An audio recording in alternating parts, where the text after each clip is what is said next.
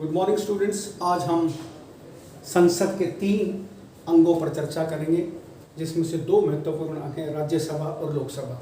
राष्ट्रपति जो संसद का तीसरा अंग है, उस पर हम बाद में चर्चा करेंगे। पहले आज संसद के 2 जो प्रमुख अंग हैं, राज्यसभा और लोकसभा, जिसे अपर हाउस और लोअर हाउस कहते हैं, उनकी डिटेल्स के बारे में मैं आपको बताऊंगा। आज का ये वीडियो बड़ा ही महत्वपूर्ण वीडियो है परीक्षा की दृष्टि से। देखिए, संसद के आपको पता है 3 अंग होते हैं, राज्यसभा जिसे हम अपर हाउस कहते हैं, लोकसभा जिसे हम लोअर हाउस कहते हैं, और तीसरा है राष्ट्रपति। यदि हम राज्यसभा की बात करते हैं तो इसको हम उच्च सदन कहते हैं, अपर हाउस कहते हैं। आर्टिकल 80 अनुच्छेद 80 के अनुसार हम इसका गठन करते हैं। लोकसभा आपको पता है संसद का निम्न सदन होता है, अनुच्छेद 81 के अनुसार इसका गठन किया जाता है। और राष्ट्रपति की हम बात करते हैं, अनुच्छेद 52 के हिसाब से जो है भारत के राष्ट्रपति का चुनाव किया जाता है। तो राज्यसभा की यदि हम बात करते हैं तो राज्यसभा की आपको पता है गठन तिथि 3 अप्रैल 1952 थी। प्रथम बैठक इसकी 13 मई 1952 को हुई थी। इसको हम उच्च सदन भी कहते हैं, इसको हम स्थायी सदन भी कहते हैं। स्थायी सदन राज्यसभा को इसलिए कहते हैं क्योंकि ये स्थायी सदन कभी भी भंग नहीं होता है। इसके एक जो है इसके सदस्य हर 2 साल में जो है रिटायर होते रहते हैं, तो इसलिए ये स्थायी सदन है, इसको हम भंग नहीं कर सकते। यदि हम सदस्य संख्या की बात करते हैं तो राज्यसभा के कुल सदस्य 250 हैं, 250 निर्धारित किए गए हैं। लेकिन यदि हम वर्तमान की बात करते हैं तो वर्तमान में 245 हैं। यदि वैसे अगर हम 250 के हिसाब से बात करते हैं तो 238 निर्वाचित होते हैं, 12 सदस्य मनोनीत होते हैं। ये 12 सदस्य राष्ट्रपति के द्वारा मनोनीत किए जाते हैं, जो शिक्षा के क्षेत्र से हो सकते हैं, खेल के क्षेत्र से होते हैं, विज्ञान के क्षेत्र से हो सकते हैं, आपके सिनेमा के क्षेत्र से हो सकते हैं। तो उन क्षेत्रों से 12 ऐसे सदस्य जो पॉपुलर पर्सनैलिटीज़ होती हैं देश की, राष्ट्रपति उनको राज्यसभा के लिए मनोनीत कर सकता है। यदि हम वर्तमान स्थिति की बात करते हैं तो इस समय राज्यसभा में 233 निर्वाचित सदस्य हैं और 12 मनोनीत सदस्य होते हैं। यदि हम राज्यसभा के कार्यकाल की बात करते हैं तो राज्यसभा का कार्यकाल जैसा कि आपको पता है 6 वर्ष होता है। निर्वाचित सदस्य की जो निर्वाचन की जो न्यूनतम आयु होती है वो 30 वर्ष होती है। पदेन सभापति जो इसका होता है राज्यसभा का, जिसको हम सभापति कहते हैं, वो देश का उपराष्ट्रपति होता है। और इसके पहले सभापति थे डॉक्टर राधाकृष्णन, जो भारत के पहले उपराष्ट्रपति भी थे। तब आपको समझ में आ गया होगा राज्यसभा को हम उच्च सदन क्यों कहते हैं, क्योंकि इसका कार्यकाल 6 वर्ष होता है। इसका सदस्य निर्वाचित होने के लिए 30 वर्ष की आयु होती है, जबकि लोकसभा का सदस्य बनने के लिए 25 वर्ष की आयु होती है। लोकसभा का कार्यकाल 5 वर्ष होता है, राज्यसभा का कार्यकाल 6 वर्ष होता है। ये स्थायी सदन है, भंग नहीं किया जा सकता। लोकसभा स्थायी सदन नहीं, उसको भंग कर दिया जाता है। हर 5 साल में आपको पता है लोकसभा के चुनाव होते हैं। तो राज्यसभा को अपर हाउस इसलिए कहते हैं क्योंकि उच्च सदन है, ये कार्यकाल भी इसका ज़्यादा है और इसकी जो है न्यूनतम इसको जो निर्वाचन की आयु है वो भी लोकसभा से ज़्यादा है, इसलिए हम इसको उच्च सदन कहते हैं। दूसरी बात देखिए, राज्यसभा की 9वां महत्वपूर्ण पॉइंट है, 1/3 सदस्य राज्यसभा के हर 2 वर्ष में सेवानिवृत्त हो जाते हैं और नए सदस्य आ जाते हैं। 1 वर्ष में राज्यसभा के आपको पता है 2 सत्र 2 सेशन होने जरूरी हैं और 2 सेशन के बीच में 6 महीने से ज़्यादा का डिफरेंस नहीं होना चाहिए। यदि हम राज्यसभा की सबसे ज़्यादा सीटों की बात करते हैं तो राज्यसभा की सबसे ज़्यादा सीटें हैं उत्तर प्रदेश में 31 सीटें जो हैं राज्यसभा की हैं। और आपको पता है कि राज्यसभा का जो सदस्य होता है वो 10 लाख की आबादी पर निर्वाचित किया जाता है।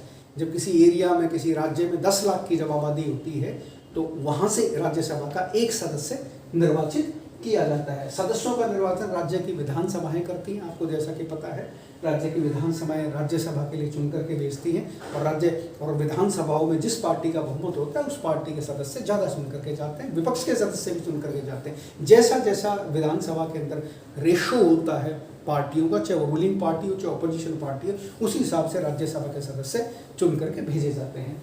अगला देखिए, राज्यसभा की सदस्य संख्या का निर्धारण 1971 की आबादी के आधार पर किया गया है।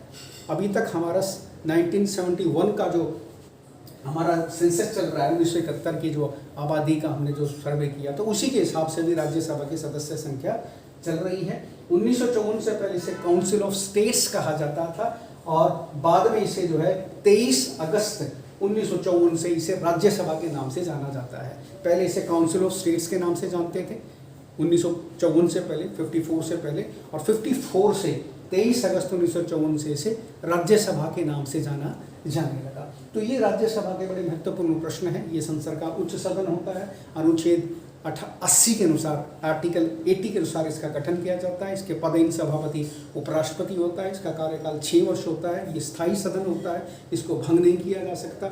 इस प्रकार की सारी राज्यसभा से जो संबंधित मैंने डाटा बताया, परीक्षा की दृष्टि से अति महत्वपूर्ण है। आइए अब हम लोकसभा की बात करते हैं। यदि हम लोकसभा की बात करें तो लोकसभा आपको पता है ये संसद, ये प्रकार से संसद का अस्थायी सदन है और इसे निम्न सदन अथवा प्रथम सदन भी कहते हैं। आपको पता है इसे भंग किया जाता है, राष्ट्रपति इसको भंग कर सकता है मंत्रिमंडल की सिफारिश से। हर 5 साल में आपको पता है लोकसभा का चुनाव होता है। लोकसभा का गठन आपको पता है 6 मई 1952 को किया गया था। इसका कार्यकाल अभी मैंने आपको बताया 5 वर्षों का होता है। वर्तमान में इसका गठन भी 1971 की जनगणना के अनुसार किया जाता है। अभी 1971 की जनगणना के अनुसार ही राज्यसभा की सदस्य संख्या है और 1971 की जनगणना के अनुसार ही लोकसभा की सदस्य संख्या है। 91 संशोधन 2001 के अनुसार लोकसभा की सीटें 2026 तक यथावत रहेंगी। अभी 2026 तक राज्य की विधानसभाओं की और लोकसभा की सदस्य संख्या इतनी ही रहेगी। उसके बाद 2026 के बाद जो है लोकसभा की सीटें बढ़ेंगी। 18 वर्ष का मतदाता लोकसभा सदस्य चुन सकता है। आपको पता है मतदान की न्यूनतम आयु भारत में 18 वर्ष है। पहले 21 वर्ष थी। राजीव गांधी जी के समय में जो प्रधानमंत्री थे तो मतदान की उम्र जो है 18 वर्ष की गई। लोकसभा में यदि हम आरक्षण की बात करते हैं तो कि आपको पता है हमारे देश में आरक्षण की व्यवस्था लागू है। SC ST आरक्षण भी होता है। तो जितनी भी लोकसभा की टोटल सीट्स होती हैं उनमें लोकसभा में SC शेड्यूल कास्ट की सीटें हैं 79 और शेड्यूल ट्राइब की सीटें हैं 41। ये आरक्षित सीटें हैं 79 शेड्यूल कास्ट की और 41 आपकी शेड्यूल ट्राइब्स की। अगला महत्वपूर्ण डेटा देखिए, लोकसभा का सत्र बुलाने तथा स्थगित करने का अधिकार राष्ट्रपति को है। लोकसभा का जो अधिवेशन होता है, सत्र होता है, उसको बुलाने का अधिकार राष्ट्रपति को होता है, उसको भंग करने का अधिकार भी राष्ट्रपति के पास है। धन विधेयक पर लोकसभा का पूर्ण अधिकार होता है, जिसे हम मनी बिल कहते हैं।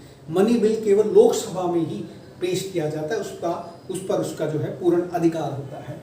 उसका धन विधेयक पर लोकसभा का पूर्ण अधिकार होता है। लोकसभा के निर्वाचित सदस्य अपने में से ही अध्यक्ष और उपाध्यक्ष का चुनाव करते हैं। लोकसभा जिसको हम स्पीकर कहते हैं, डिप्टी स्पीकर कहते हैं लोकसभा का, उनका चुनाव जो भी निर्वाचित सदस्य जो भी चुन करके आते हैं लोकसभा के लिए, उनमें से उन चुने हुए सदस्य ही अपने में से एक को जो है अध्यक्ष चुन लेते हैं और दूसरे को उपाध्यक्ष चुन लेते हैं। सदस्यों को राष्ट्रपति शपथ दिलवाता है। जितने भी लोकसभा के सदस्य होते हैं उनको पद और गोपनीयता की शपथ आपको पता है राष्ट्रपति के द्वारा दिलाई जाती है। जब भी नई लोकसभा बन करके आती है तो आपने देखा होगा राष्ट्रपति महोदय ही सबको जो है शपथ दिलवाते हैं। अध्यक्ष तथा उपाध्यक्ष शपथ नहीं लेते हैं। आपको पता है अध्यक्ष और उपाध्यक्ष शपथ नहीं लेते। इसका मतलब क्या है कि अध्यक्ष और उपाध्यक्ष पद की शपथ नहीं ली जाती है, क्योंकि वो तो पहले से ही शपथ लेकर के जो सदस्य आए थे उनमें से ही उन सदस्यों ने मिलकर के अपने में से एक लोकसभा अध्यक्ष चुन लिए, एक उसमें से उपाध्यक्ष चुन लिया, इसलिए उनको अलग से कोई शपथ दिलाने का प्रोविजन नहीं है। अगला देखिए, अध्यक्ष तथा उपाध्यक्ष को 14 दिन पहले सूचना देकर लोकसभा के 2/3 बहुमत से हटा सकते हैं।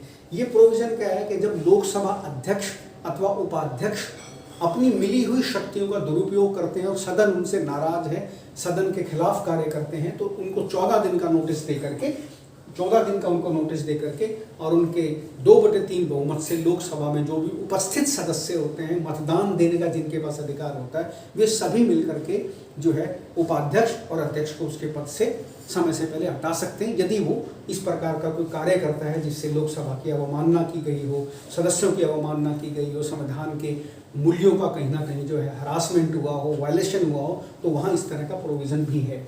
अगला देखिए, अध्यक्ष तथा उपाध्यक्ष एक दूसरे को त्याग पत्र देते हैं।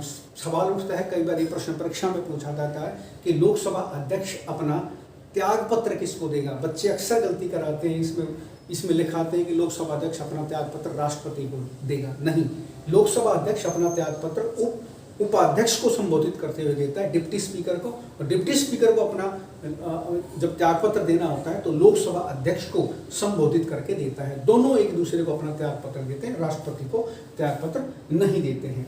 अगला देखिए, प्रथम अध्यक्ष आपको पता है लोकसभा के प्रथम अध्यक्ष थे जीवी मावलंकर। जीवी मावलंकर लोकसभा के प्रथम अध्यक्ष थे। अध्यक्ष सदन में अपने मत का प्रयोग नहीं करता है। लोकसभा अध्यक्ष आपको पता है सदन में कोई भी किसी भी चीज़ को लेकर के वोटिंग होती है तो उसमें अपना मतदान नहीं देता। लेकिन एक ऐसी स्थिति आती है जब संसद में पक्ष और विपक्ष में लेकर के इक्वल वोट हो जाता है, एक जैसे ही उनका रेशो हो जाता है, तो उस समय लोकसभा अध्यक्ष का वोट जो है निर्णायक वोट माना जाता है। लेकिन ये अक्सर नहीं होता है। ये तो कभी किसी ऐसे विधेयक पर लेकर के, किसी ऐसे में लेकर के जिसमें पक्ष और विपक्ष दोनों बराबर हो गए, तो उस समय लोकसभा अध्यक्ष का जो है वोट निर्णायक माना जाता है। वो विशेष परिस्थितियों में ही लोकसभा अध्यक्ष अपना वोट डालता है, अदरवाइज वो वोट नहीं डालता, कि उसका पद उसका अध्यक्ष का पद है, वो सबको संबोधित करता है। तो इसलिए हो सकता है उसको किसी पार्टी ने, जिस पार्टी ने चुन के भेजा, अगर उसको वोट डालने का अधिकार दे दिया जाए तो वो अपनी ही पार्टी को वोट देगा, तो इसलिए उसको वोट डालने का अधिकार है। विशेष परिस्थितियों में ही उसका वोट निर्णायक वोट माना जाता है। अगला देखिए, अध्यक्ष सदन में अपने मत का प्रयोग नहीं करता। समय से पहले राष्ट्रपति लोकसभा भंग कर सकता है। समय से पहले राष्ट्रपति लोकसभा भंग कब कर सकता है? जब सरकार गिर जाती है, सरकार बहुमत साबित नहीं कर पाती है, जब सरकार के खिलाफ एक प्रकार का सदन में अविश्वास प्रस्ताव पारित हो जाता है, तो राष्ट्रपति जो है समय से पहले भी लोकसभा को भंग कर सकता है। जब हम इसको हंग पार्लियामेंट करते हैं, हंग लोकसभा भी कहते हैं। या कई बार ऐसी स्थितियाँ आ जाती हैं कि प्रधानमंत्री को ऐसा लगता है कि उसके पास जो है निर्णायक वोट नहीं है, निर्णायक मत नहीं है, जिससे वो अपनी सरकार चला सके, तो वो भी कई बार मंत्रिमंडल की सिफारिश करके राष्ट्रपति को लोकसभा भंग करने की सिफारिश कर देता है। तो राष्ट्रपति जो है मंत्रिमंडल की सिफारिश से जो है लोकसभा को समय से पहले भी भंग कर सकता है। और विशेष परिस्थितियों में राष्ट्रपति के पास ये अधिकार है, विशेष अधिकार है कि वो लोकसभा को भंग कर सकता है। यदि हम बात करें कि भारत में सबसे ज़्यादा लोकसभा की सीटें कहाँ हैं, तो भारत में सबसे ज़्यादा लोकसभा की सीटें उत्तर प्रदेश में हैं, 80। ऐसा माना जाता है उत्तर प्रदेश में लोकसभा की सीटें ही भारत के प्रधानमंत्री का फैसला करते हैं कि कौन सी पार्टी सरकार बनाएगी, कौन सी पार्टी का प्रधानमंत्री बनेगा। तो उत्तर प्रदेश में ही राज्यसभा की सबसे ज़्यादा 31 सीटें हैं और उत्तर प्रदेश में ही लोकसभा की 80 सीटें सबसे ज़्यादा हैं। यदि हम वर्तमान समय की बात करें तो लोकसभा में आपको पता है 524 जो है सदस्य हैं जो निर्वाचित, 524 सदस्य हैं जो राज्यों से चुन करके आते हैं और 19 सदस्य हैं जो केंद्र शासित प्रदेशों से चुन करके आते हैं। तो इस प्रकार से लोकसभा का सिस्टम है सारे का सारा। 524 सदस्य राज्यों से चुन करके आते हैं और 19 सदस्य लोकसभा में जो है केंद्र शासित प्रदेशों से चुन करके आते हैं, जिनको हम यूनियन टेरिटरीज कहते हैं, जिनको हम केंद्र शासित प्रदेश कहते हैं। तो स्टूडेंट, इस प्रकार से आपको समझ में आ गया होगा कि लोकसभा और राज्यसभा संसद के दो महत्वपूर्ण अंग हैं। संसद के 3 मुख्य अंग होते हैं, राज्यसभा, लोकसभा और राष्ट्रपति। राज्यसभा का गठन आपको पता है आर्टिकल 80 के अनुसार किया जाता है, लोकसभा का गठन आर्टिकल 81 के अनुसार किया जाता है। राज्यसभा को हम उच्च सदन कहते हैं, लोकसभा को हम निम्न सदन कहते हैं। राज्यसभा को हम स्थायी सदन कहते हैं, लोकसभा को हम अस्थायी सदन कहते हैं। राज्यसभा को भंग नहीं किया जा सकता है, लोकसभा को भंग किया जा सकता है। राज्यसभा का जो सभापति होता है वो देश का उपराष्ट्रपति होता है। लोकसभा में जो है सदस्य अपनों में से ही अध्यक्ष और उपाध्यक्ष का चुनाव करते हैं। तो इस प्रकार से महत्वपूर्ण प्रश्नावली जो है परीक्षा की दृष्टि से अति महत्वपूर्ण है। इस वीडियो को ध्यान से सुनिएगा, देखिएगा। परीक्षा में कोई ना कोई प्रश्न संविधान से संबंधित मेरी इस वीडियो में से आपको जरूर देखने को मिलेगा। अगले फिर किसी ऐसे वीडियो में मैं आपसे फिर रूबरू होता हूँ। तब तक के लिए धन्यवाद।